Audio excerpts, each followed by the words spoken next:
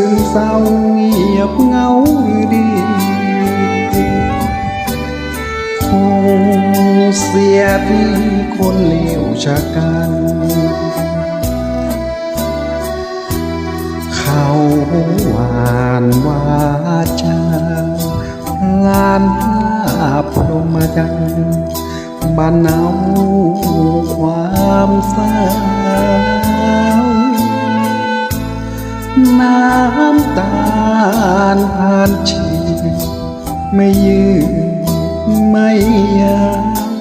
เหม็นข้าวน้ำตา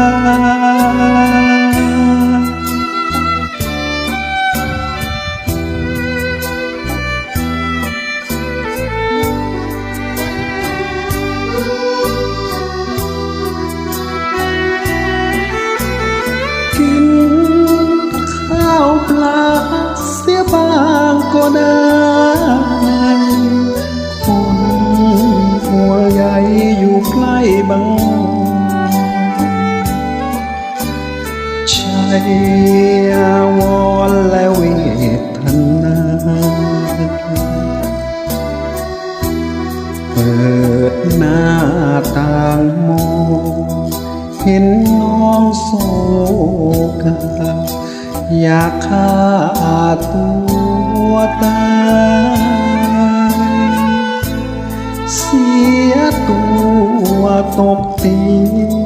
ก็เพียงหนึ่งชายอย่าตายเลยน้อง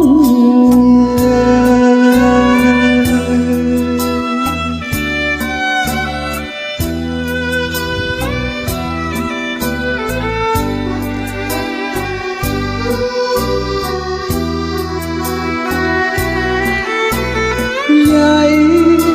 ไม่ปองหันมองตัวพี่คอยพักดีเจ้านี้มาพอ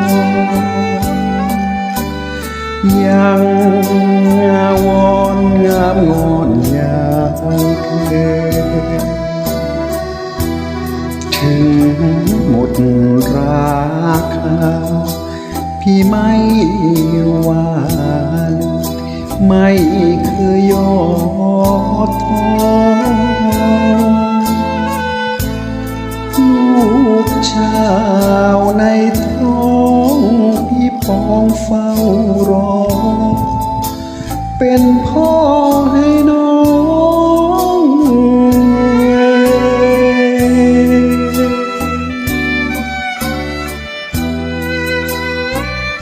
ขอบคุณที่เข้ามารับฟังและก็ให้กำลังใจกันมาโดยตลอดนะครับขอให้มีความสุขในการฟังและการร้องเพลงกันทุกๆคนนะครับสวัสดีครับ